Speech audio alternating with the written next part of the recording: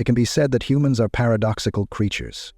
We sit at home enjoying a sense of safety and peace, but crave the stressful, stimulating experiences of horror and mystery movies.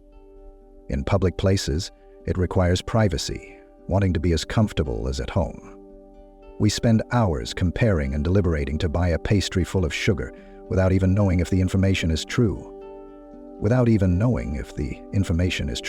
Ironically, the people who are most afraid of ghosts are the ones who like to watch ghost movies the most. They not only watch, but also make videos analyzing the devil, as if attracted by the very thing they are afraid of. In movies, the character is often unintentionally chased by the devil, becoming a victim of mental torture. However, somehow they always find ways to summon demons, so that when the movie ends, the audience simply gets up and leaves. Desperation is about life and loss of Mosaic. Desperation's going to soothe the frights and horrors, tell tales of Madden. Hunting, desperation, respect is only human, unlike the devil. Or it is always the case that whether withheld feelings of guilt or shame, like mental ignorance or innocence, including quite many who are afraid to live in reality. In most of the people in the film were probably true to life cryings out in the next parish pit. This reminds us of the quote of writer Stephen King. We get used to fear in order to understand that we can live with it. Anyway, you already know there are many ways to summon demons, from simple to complex methods. The person performing the ritual must always prepare carefully before, during, and after the summoning process. After watching this video, you probably won't have the courage to pay the exorbitant price these rituals demand. To begin with, I would like to introduce you to a series of mystical magic books. First of all, what do you think is the best-selling book series of all time? It is not some great novel, but the Bible.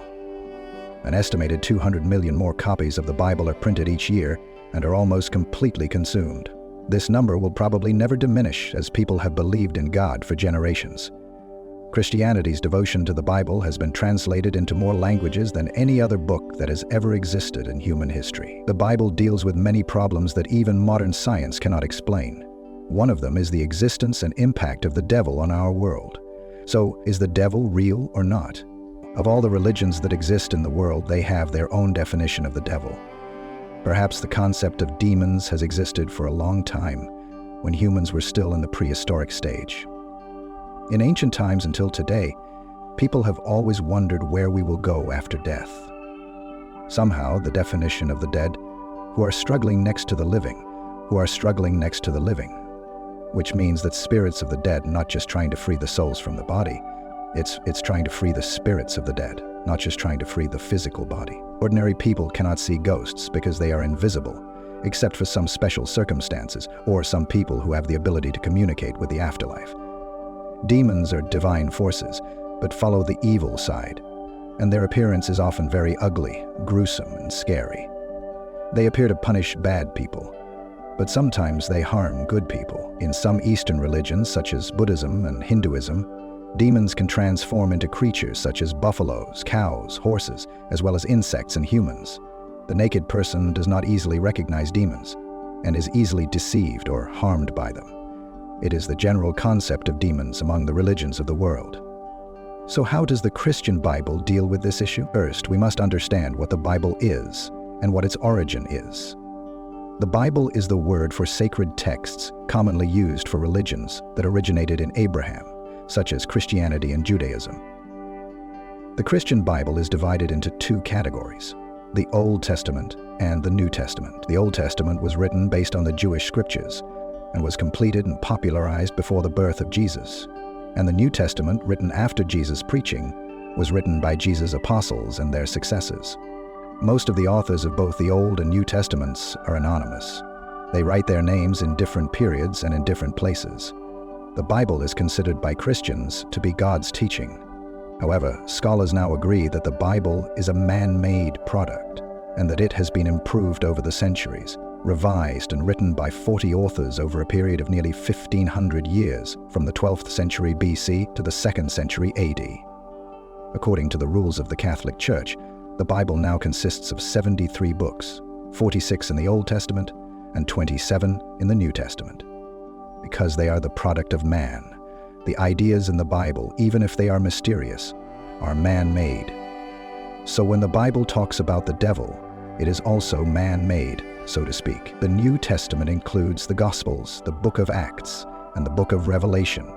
In the book of Revelation, there is a definition of the devil as follows: the great dragon that was thrown down, and the ancient serpent was called the devil, or Satan, the leader of the whole world, was mistaken.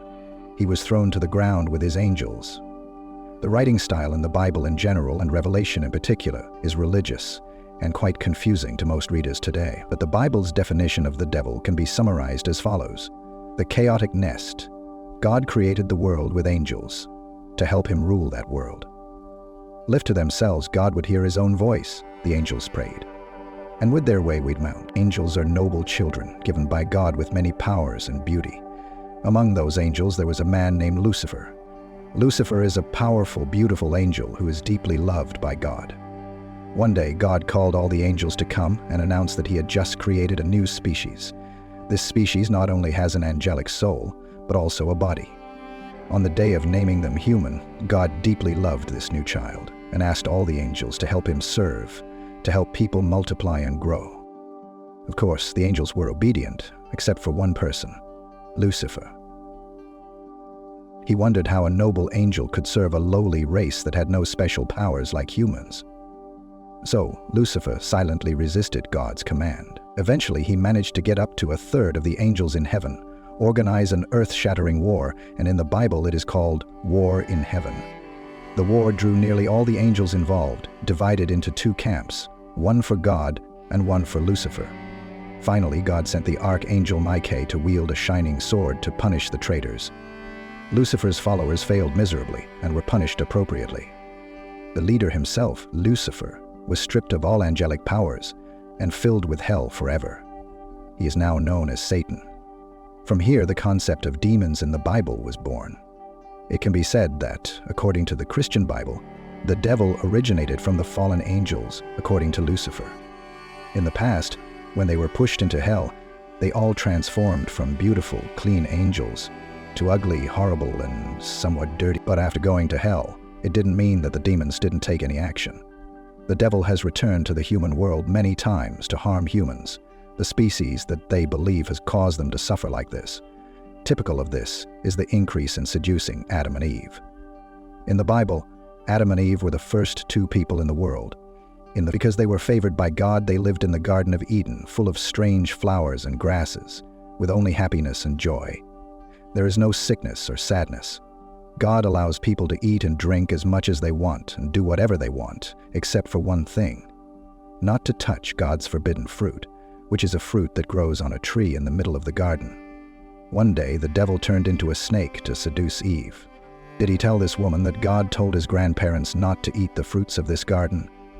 Eve replied that no. God allowed us to eat all the fruit trees in the garden, except the one in the middle of the garden that God told us not to eat or touch. If thou said that the woman whom thou hast created to be by thy side told thee to eat of the fruit, thou hast eaten. Then he turned to Eve and asked, "Why did you do that?" Eve also blamed others, saying, "Because the serpent seduced, I ate the fruit." Both of them committed crimes but did not admit guilt, but also blamed others. So Adam and Eve made God extremely angry and were cast out of the Garden of Eden. Their lives are no longer as happy as they used to be. Instead, they and their descendants, who are us humans, face many difficulties, illnesses, and suffering. The image of the devil in the Bible has always been associated with the temptation of humans to do what is wrong. They are not only enemies of God, but also enemies of man.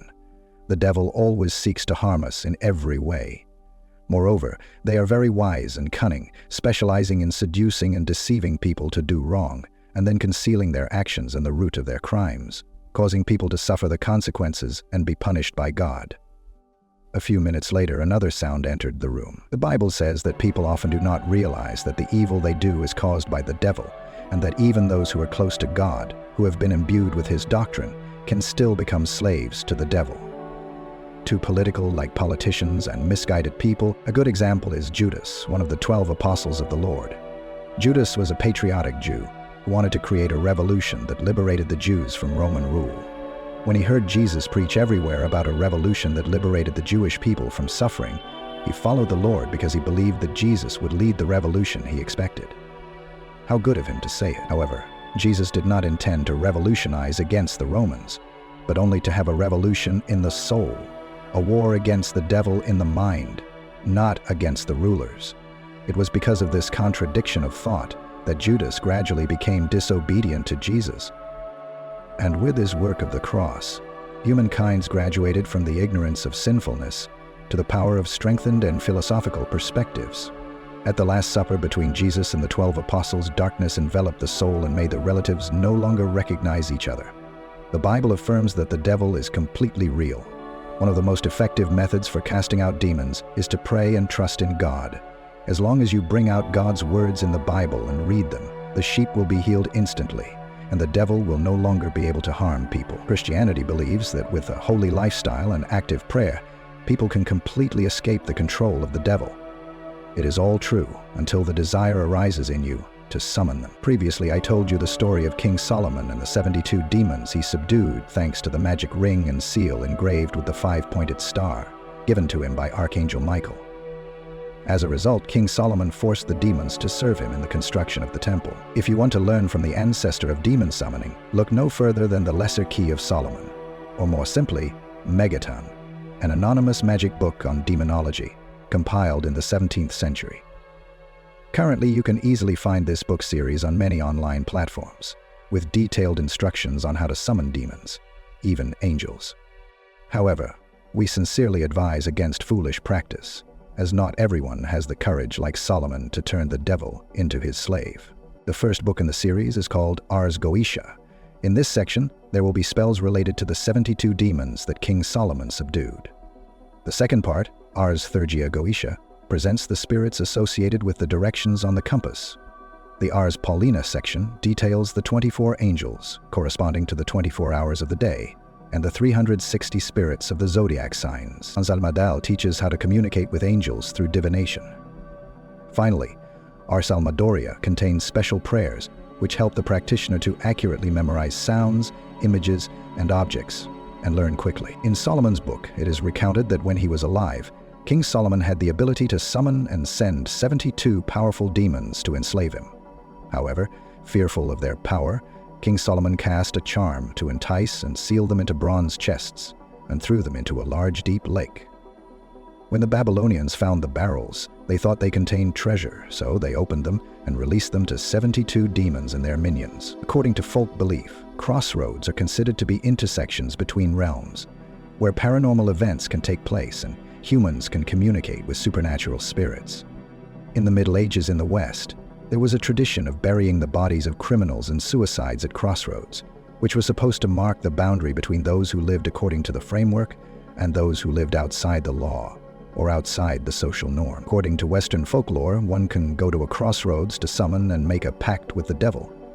Many ancient documents have mentioned the abstinence of passing through crossroads, as well as the summoning of demons at intersections by drawing magic circles, placing a coin, and reciting incantations. Exiles studies the pavilion of the devil and their practice to escape death. The obsession with crossroads still exists today. Fans of the demonic series are certainly no strangers to the crossroads demons, who will grant wishes to humans in exchange for their souls after death. The summoner will have to go to hell and turn into a demon. These demons are masters of manipulation, often playing with human emotions, especially negative emotions such as greed, sin, and fear. They sign a contract with humans with a kiss. To summon these evil entities, you have to dig a hole in the center of the crossroads, and then bury a box containing the summoner's image, soil from the graveyard, and the bones of a black cat. Demons often possess the bodies of people with attractive appearances to lure people into signing contracts, appearing in the form of dark red smoke. But don't think that they are reputable bookmakers from hell, because these demons can circumvent the law by causing accidents to the person who signed the contract to collect souls, without directly killing people. According to ancient records, the crossroads were a special place because of their ability to attract magical powers. Crossroads are often haunted by demons and ghosts. They wait and follow passers-by. It is also the place where witches and shamans gather during the Sabbat. A few magical rituals are performed at intersections, popularly known as chickens for gold. If someone wanted to win the favor of the demon Baal Berith within the next 20 years, they could bring a black chicken to the crossroads at night, cut its throat, and recite the mantra, "Berith, help me for 20 years." Then bury the chicken's carcass deep, so that no other animal can dig it up. After the appetizer, that is the crossroads, we come to the main course, the Black Masses. Anti-holy ceremonies have existed for centuries for the purpose of mocking and blaspheming the Catholic Mass. Followers of the Black Mass often turn the Catholic Mass completely or partially, turn the cross upside down, trample on or spit on the cross, use urine instead of holy water, light black candles instead of white candles, and replace the holy bread with unclean items such as rotten turnips, black skin, or black triangle. These ceremonies are usually celebrated by a priest who has been expelled or betrayed, dressed in black or dried blood robes, embroidered with goat heads and inverted crosses. These blasphemous rituals are almost as old as the Catholic religion itself. In 1307, the Knights Templar were destroyed by accusations of performing black rituals, denying Christ, spitting and stepping on the cross, worshipping the devil in the form of a black cat. In 1440, the French aristocrat Gilles de Retz was arrested and accused of performing black mass in the basement in search of power and wealth. He is accused of kidnapping, torturing, and sacrificing 140 children. There are also well-known cases involving black masses, such as the case of the nuns at Loudun Castle in 1647, when the nuns reported that they had been enchanted, possessed by demons, and forced to participate in unclean black masses. Another famous case occurred in the late 17th century under Louis XIV, when the aristocracy hired priests to perform the obscene black mass. The head of these rituals is a witch named Catherine de Chay, also known as La Voisin. One of her clients, the Marquis de Montespan, the lover of King Louis XIV, took part in these ceremonies to ask Satan to help her stay in power. With the period of witchcraft terror from the 14th to the 18th centuries, black masses were considered part of the worship of the devil and witchcraft. The Inquisition considered blasphemy rituals to be a sign of black magic and tortured many people to force them to confess. However, there is still skepticism about the authenticity of the Sabbath ceremonies and black masses performed by witches, as there is no concrete evidence that black masses were actually part of the history of magic in Europe as the church rose in power. The abolition of slavery in America was all too an autonomous feat. In 1966, Anton LaVey argued that the black mass had become obsolete, but groups of magicians still maintained their own versions of the black mass. Some groups use women's naked bodies as altars, and genitals are used as the holy bread. Others recklessly steal the real bread from the Catholic Church to perform the ritual, while reciting distorted psalms accompanied by hot music and all sorts of practices that curse Jesus, while glorifying Satan, shouting obscenities and the names of the devil. In particular, some groups even sacrifice newborn animals and cannibalism. Although these claims are somewhat unreliable, these rituals are all intended to appease the gods or summon demons. A prime example is the story of Aleister Crowley, one of the prominent figures of the 20th century, poet, magician, journalist, alchemist, philosopher, and considered the world's spooky man. He founded the Order of Templars of the Orient, a sect of Satan with the famous slogan, "Whatever you like." In 1909, Crowley and his assistant traveled to the Algerian desert to summon the abyssal demon Choronzon. They arranged a stone circle for the assistant to enter, and at the same time drew out a triangle and sacrificed 3 pigeons. The ritual was successful, and Choronzon was summoned and merged into his assistant, repeatedly using various guises to trick him into trying to get out of the circle. Eventually, the abyss demon was defeated, but those who came into contact with Crowley claimed that the ritual haunted him until the end of his life. The dessert in this story is the rituals of Satanism, which since ancient times worshipped and summoned demons in a dark and brutal way. Many fanatics have taken action against humans, some even doing it to score points in the eyes of the Dark Lord. Although in modern times some notions think that killing is unnecessary, there are still cases that are really cruel. The gruesome ritual uses blood to create magical power by sacrificing it, with the aim of appeasing the gods or summoning demons. Aleister Crowley, a British magician and mystic who sacrificed animals in his magical rituals. In 1909, while working with his assistant Victor Newberg, Crowley had a terrifying encounter with a demon named Choronzon. The demon appears after a ritual that involves cutting the throats of 3 pigeons and pouring their blood into the sand. Human blood is more powerful and sacred in magical rituals, or to summon demons, but is rarely used. Death in children and pets is the most common example. Meet Zachary King, who was born into a Christian family. At the age of 10, he was fat and obsessed with magic. 11 years old, abused by teachers. At the age of 13, he gave his soul to Satan, and the 15-year-old participated in the devil's abortion ritual. At the age of 21, King became the supreme shaman, performing 146 abortions in 26 years before converting to Christianity. Half of what made the sacred Latin name Socius was absorbed by oil. He once shared that each of their mantras asked for the fetus to be aborted. The more he asked Satan for more things, the more sacrifices he had to make. This spell required the deprivation of one more fetus. He explained that Satan is very strong, but also has weaknesses, among which is naivety. Nothing is more innocent than a being in the womb. And if you've really watched this far, with God's blessing, share it with your loved ones so they can know about this as well. Don't forget to like, subscribe to the channel, and turn on the notification bell to give us more motivation to create more videos about the Bible. We hope to see you again in the next video. May God bless you and protect you at all times. Amen.